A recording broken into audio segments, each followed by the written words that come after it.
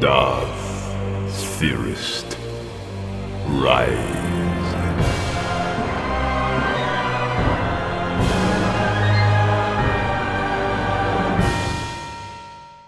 What if Count Dooku discovered Palpatine's plan to replace him? Let's explore the depths of it in the video. The Chancellor's chamber is cloaked in darkness, its vast windows overlooking Coruscant's endless sprawl. Faint lights reveal relics of power and ambition. As war consumes the galaxy, two figures shape its destiny. Count Dooku stands before his master, calm yet uneasy.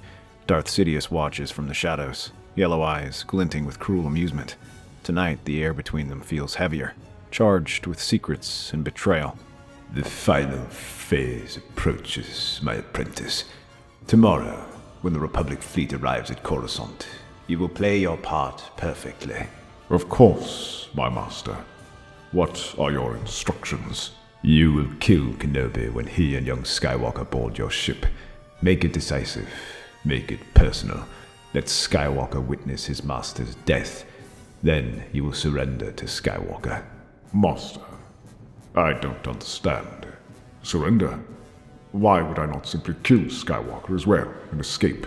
Because, Lord Tyrannus, young Skywalker must survive. He must be the one to capture the feared Count Dooku.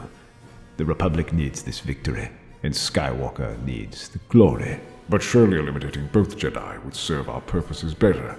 Skywalker has proven himself a formidable opponent. You will do as I command. Kill Kenobi, surrender to Skywalker. Nothing more, nothing less. The dismissal in his master's tone unsettles Dooku more than he cares to admit. Throughout their partnership, Sidious has always explained the reasoning behind complex strategies. This sudden demand for blind obedience feels wrong, incomplete. As you wish, my master. Excellent. See that you do not disappoint me, Count. The galaxy's future depends upon tomorrow's performance. The meeting ends with Dooku respectfully bowing, but as he leaves, unease grips him. Why spare Skywalker? Why treat the battle as theater instead of conquest? His shuttle drifts silently through Coruscant's traffic as he contemplates his master's cryptic words. Something vital has shifted between them. He can feel it.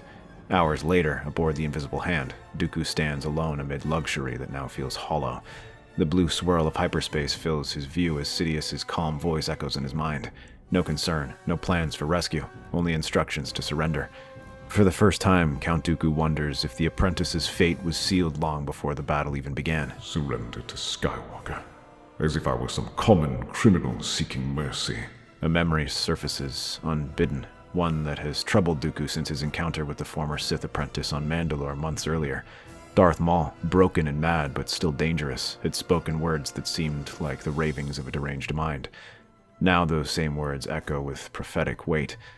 The meeting had been unexpected, Maul intercepting Dooku during a covert mission to secure Mandalorian neutrality.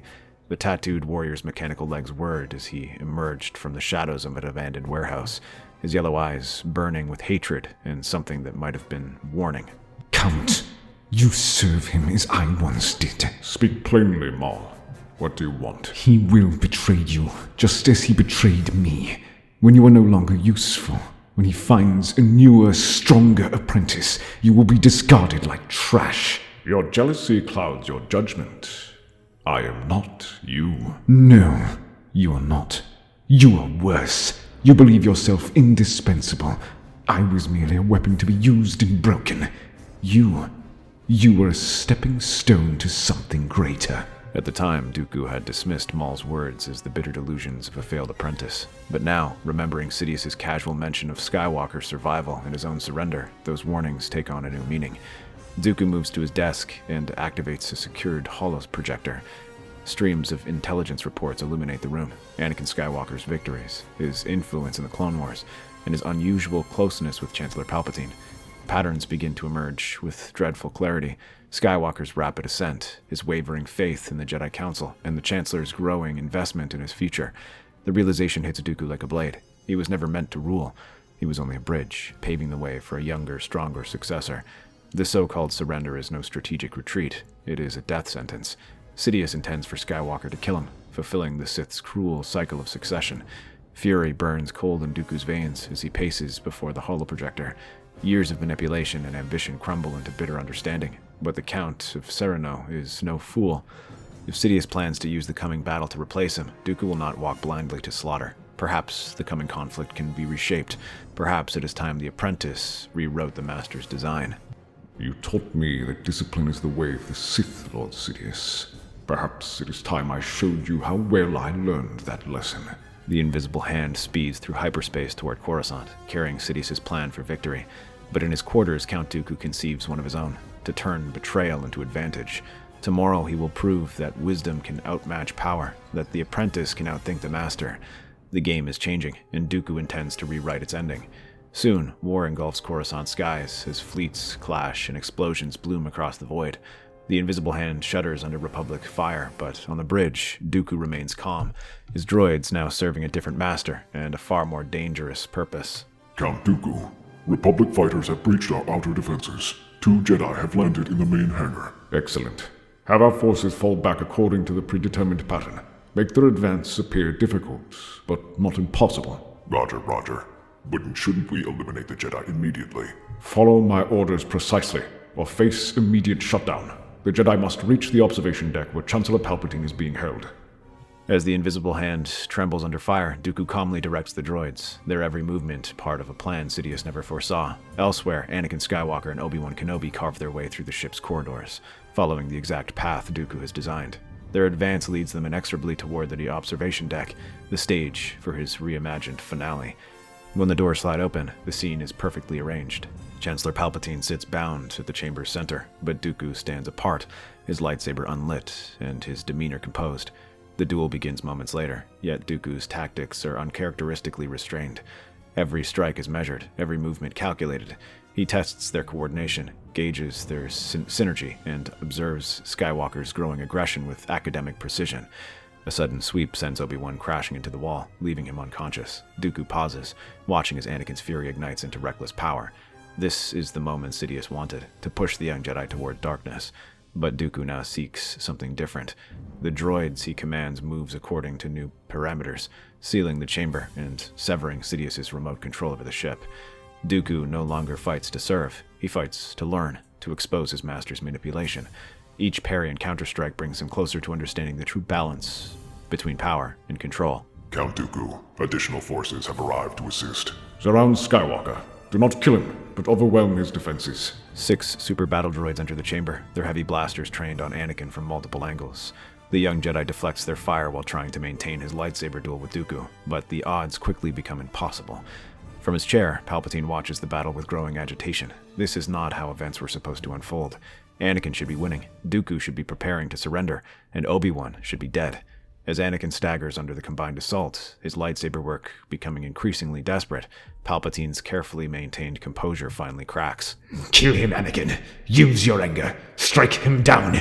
The words echo through the chamber like a thunderclap. Anakin, Obi-Wan, and even the battle droids pause momentarily at the outburst. But for Dooku, the Chancellor's slip confirms everything he suspected. So I was right about you, my master. Master? What do you mean by that? You'll know soon enough. Dooku quickly disarms Anakin and force pushes him head first into the wall beside his unconscious master, then turns to address the battle droids with new urgency. Take Skywalker to escape pod 7. Launch him toward the nearest Republic ship immediately. Roger. What about the prisoners? Both Kenobi and the Chancellor come with us, and send word to General Grievous. I require his immediate presence in the main hangar. As the droids carry out his orders, Dooku savors the shock on Palpatine's face. Minutes later, in the Invisible Hand's main hangar, General Grievous strides forward. The cyborg general's yellow eyes burn with mechanical hatred as he approaches his commander. Count Dooku, our situation becomes desperate. The Republic forces press their advantage. General, your services are no longer required. Before Grievous can react, Dooku's lightsaber ignites and cuts through the cyborg's mechanical body. The general's torso separates from his legs, crashing to the hangar floor with a shower of sparks. But why? Because loose ends must be eliminated. The Invisible Hand's hyperdrive engines roar to life as the massive ship prepares to jump to lightspeed. Through the main viewport, Dooku watches as a small escape pod jettisons from the ship, carrying an unconscious Anakin Skywalker toward the Republic fleet. On Coruscant, emergency alarms blare throughout the city as news of the disaster spreads. The Chancellor has been kidnapped along with the Jedi Master. The hero of the Republic, Anakin Skywalker, returns alone and broken. His rescue mission, a catastrophic failure. In the Jedi Temple's council chambers, emergency sessions convene as masters try to understand what went wrong. Yoda's ancient eyes reflect deep concern as reports filter in from across the galaxy. This changes everything. Dooku's taken the Chancellor. His motives are no longer clear. Sense something different, I do.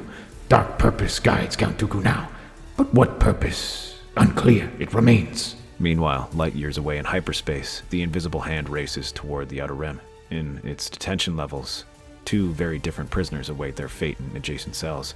Dooku's castle on Sereno looms against the storm-darkened skies as the Separatist flagships emerge from hyperspace. Deep in the castle's dungeon, Obi-Wan Kenobi slowly regains consciousness. His head throbs from the impact during the lightsaber duel, but his Jedi training helps him focus through the pain.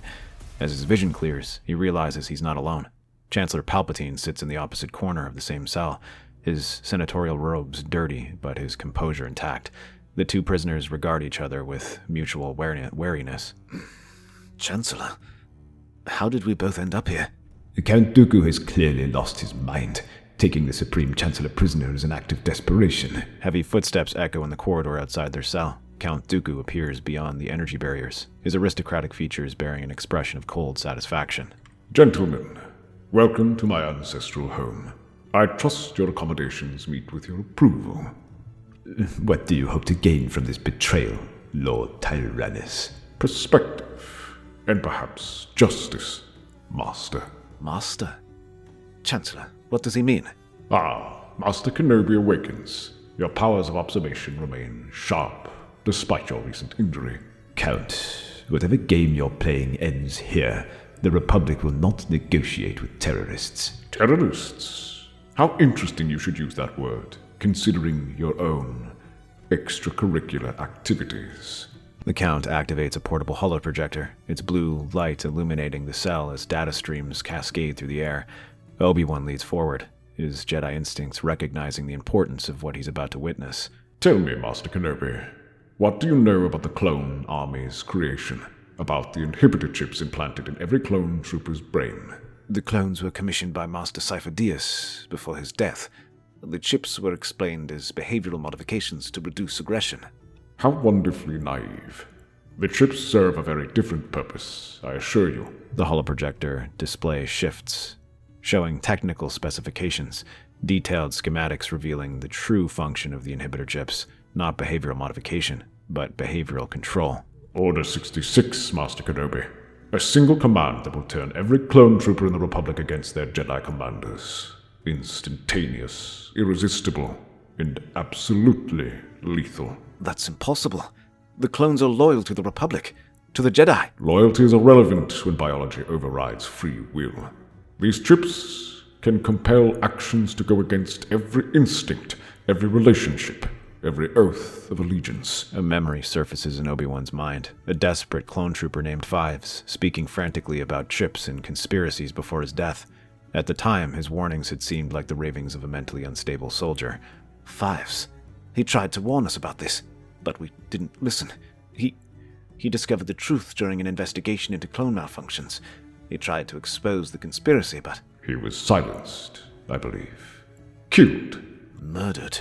Would you like to see the authorization codes for these modifications? The financial records linking the Chancellor's office to Kamino's most classified projects. New holographic displays materialize, showing document after document bearing official Republic seals, payment authorizations, classified communications, technical specifications, all carrying the unmistakable bureaucratic fingerprint of the Chancellor's administration.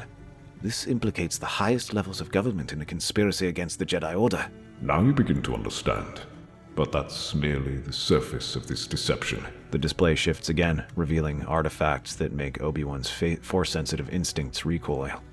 Ancient Sith holocrons, lightsaber crystals that pulse with dark energy, meditation chambers designed for Sith rituals, all bearing trace signatures of familiar Force presence.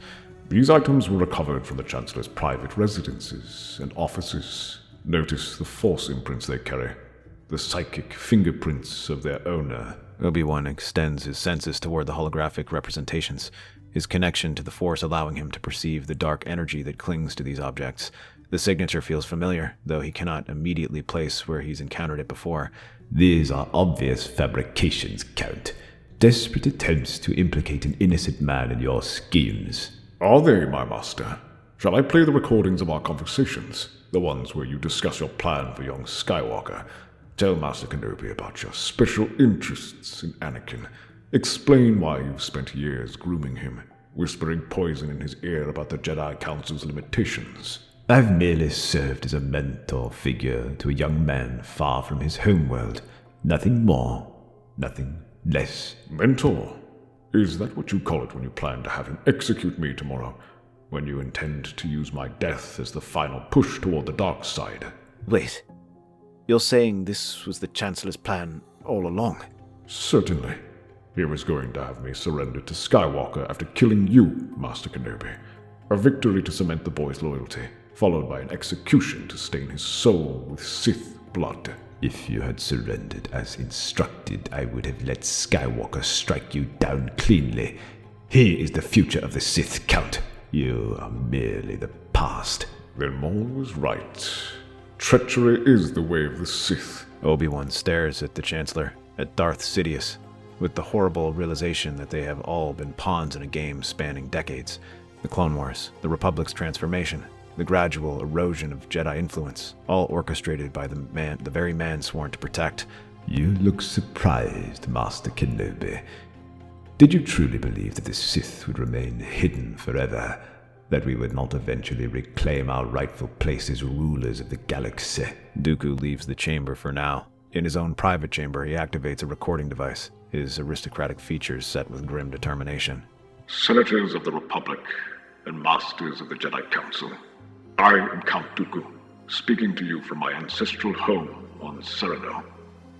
I have in my custody both Chancellor Palpatine and Master Obi-Wan Kenobi. The recording continues as Dooku outlines his terms, amnesty for his revelations, his current location, and most importantly, the presence of Anakin Skywalker for the full disclosure of truth.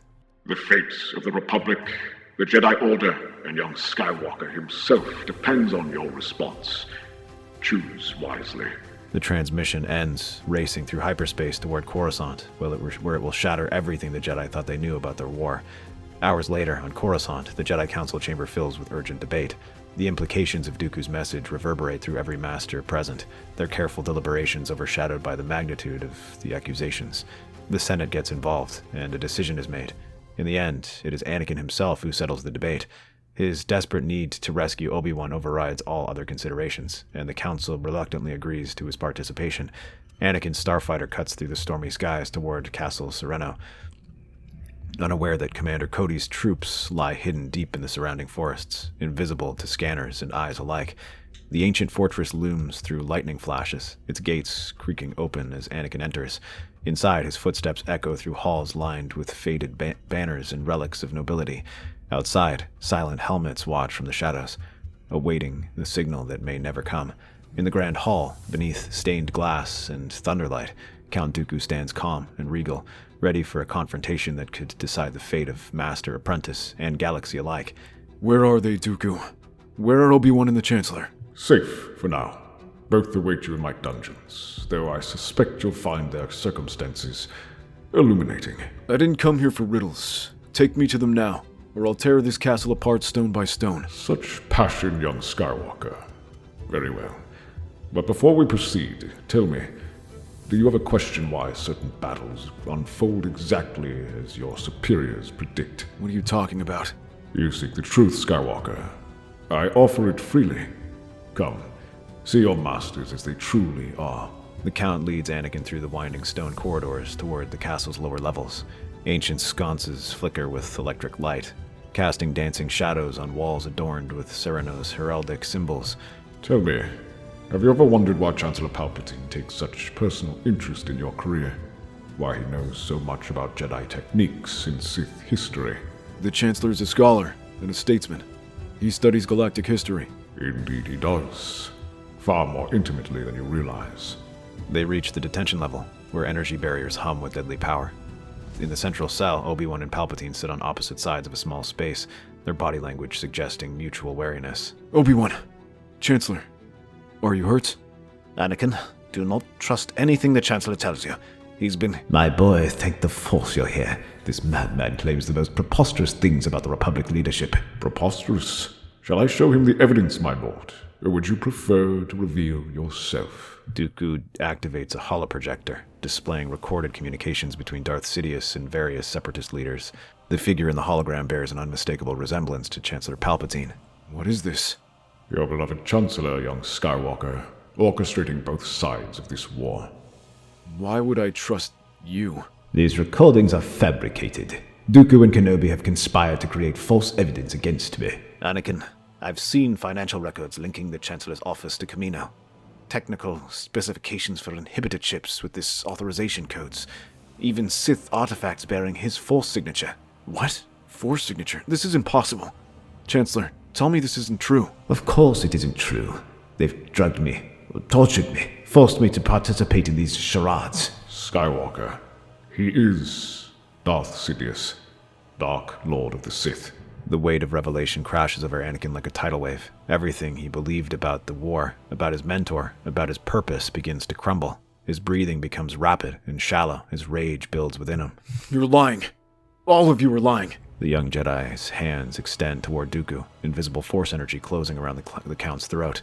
Dooku staggers backward, gasping for air as his face turns red. The truth hurts, doesn't it? Battle droids emerge from hidden alcoves, their blasters trained on Anakin. Red energy bolts fill the corridor as chaos erupts. Anakin deflects the shots while maintaining his force grip on Dooku, but the combined assault overwhelms his defenses. Outside the castle, Commander Cody's comlink crackles with the sound of battle. Move in. All squads, converge on the detention level. Clone troopers storm through the castle's corridors, their DC-15 blasters cutting through the battle droids with practiced efficiency. The ancient stone walls echo with the sounds of modern warfare as two armies clash within the fortress. Cody reaches the detention level as Anakin struggles against overwhelming odds. The clone commander takes in the situation quickly, his general pinned down by droids while prisoners remain locked in their cells. General Skywalker, stand clear. The thermal detonators explode against the prison security system, overloading the energy barriers. Obi-Wan and Palpatine rush from their cell as sparks rain down from damaged equipment. Obi-Wan uses the Force to disarm a droid to get a blaster, while Palpatine gets rescued by Cody. Cody orders his troopers to take Palpatine to safety, but Obi-Wan moves with Jedi speed, placing himself between the clone troopers and Palpatine. A commandeered blaster appears in his hands, its barrel aimed directly at the Chancellor's chest. Nobody move. Chancellor, explain to these men why Count Dooku calls you his master. General Kenobi, lower your weapon immediately. That's the Supreme Chancellor. Commander, this man is Darth Sidious. He's been manipulating both sides of this war. Master Kenobi, this is no time for this discussion. We must go. No one will leave. No one. Not until you tell us who you really are, Chancellor. Anakin and Dooku, fighting each other, get distracted by the situation, but Anakin successfully injures and disarms Dooku. Dooku lies on the ground. Cody aims his blaster towards Obi-Wan. Other troopers are fighting off the droids. Master, stop. Don't do this. Anakin. No, you don't understand. Dooku. He's right.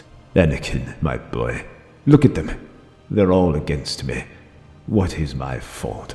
I was just doing my duty, serving the Republic and the galaxy. Master, please stop. If he's guilty, the Council will decide his fate. We can't.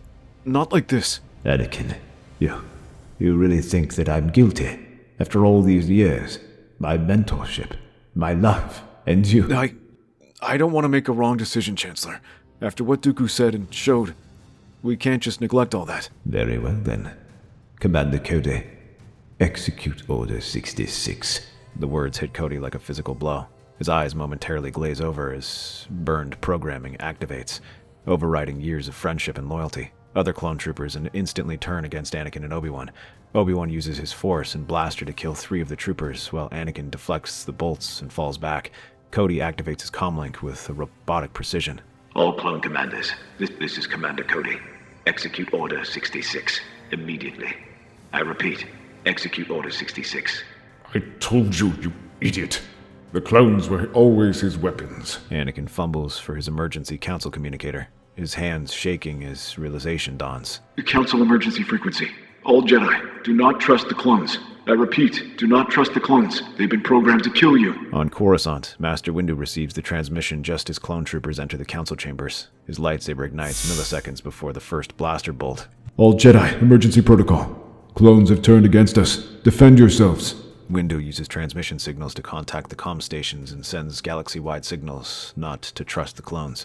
Back on Sereno, inside Dooku's crumbling castle, the remaining clone troopers respond to Palpatine's Order 66 with mechanical precision. Their blasters swing toward Anakin and Obi-Wan, years of friendship and battlefield loyalty erased by the activation of their inhibitor chips. Anakin kills the troopers with perfection, while Commander Cody's modified blaster pistol is trained directly on Obi-Wan's chest. The clone's face shows no emotion, no recognition of the man who's led him through the countless battles. Cody, don't do this. You're my friend. We fought together, bled together. No use, my boy. Cody is gone. Only the clone remains. Palpatine's true nature finally emerges completely. The elderly Chancellor's hunched posture straightens as dark powers flow through him. Force lightning crackles from his fingertips, arcing between the castle's stone walls as he reveals the supernatural abilities he's hidden for decades. Now you see the futility of your position, young Skywalker. The Jedi are finished. Join me, and together we can rule the galaxy as master and apprentice. I've seen what your rule brings. Death, betrayal. Never. Such disappointment. The lightsaber duel begins in earnest as Palpatine's hidden red saber materializes from beneath his senatorial robes. The blade ignites with a snap hiss that echoes through the chamber like a serpent's warning. The Dark Lord moves with supernatural speed, decades of Sith training evident in every strike. But this time Anakin fights not for personal glory or validation, but for the survival of everything he holds dear. His blue blade weaves defensive patterns while he presses forward, each strike carrying the weight of a galaxy's hope. Across the smoke-filled chamber, Obi-Wan emerges in his own desperate battle.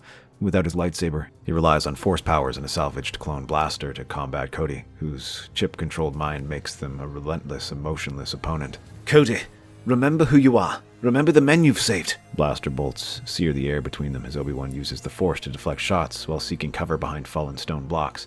Cody advances methodically, his training making him deadly even against a Force wielder, but Obi-Wan keeps reminding him about the past, the battles and victories they've done together. Something flickers in the clone's commander's eyes. For a brief, crucial moment his programming wavers. The chip's control falters as memories of genuine camaraderie fight against artificial compulsion. General, I remember. I don't want to do this. Cody, I know you can do this. Fight it. Don't let it win. His blaster wavers, no longer aimed with deadly precision. In that moment of clarity, Cody accesses his command authority one final time. All clone commanders across the galaxy, stand down. I repeat, stand down. Order 66 is invalid. Repeat, Order 66 is invalid. The transmission races through military channels, reaching clone units engaged in battles throughout the galaxy. Confusion spreads as some commanders resist the contradictory orders, while others maintain their assault on Jedi targets. Force lightning erupts from the Emperor's hands with devastating intensity, striking Cody down before he can say more. The clone commander's body convulses as electric energy courses through him, but his sacrifice has already begun to save lives across the galaxy. Meanwhile, Anakin's relentless assault finally lands a mark. His lightsaber pierces through Palpatine's defenses, the blue blade burning the Dark Lord's heart. The Emperor's yellow eyes widen in shock before losing their malevolent light forever. You have no idea what forces you've unleashed. The ancient Sith Lord crumples into the stone floor, his body already beginning to decay as the dark side energy that sustained him dissipates into nothingness. In the aftermath, as dust settles and emergency lighting flickers throughout the damaged castle, Dooku lies wounded but alive among the rubble. Blood seeped from multiple injuries, but his features show something that might be at peace. Perhaps I was never meant to rule after all, only to reveal the truth when it mattered most. Still being the wiser one in the room. Leave it.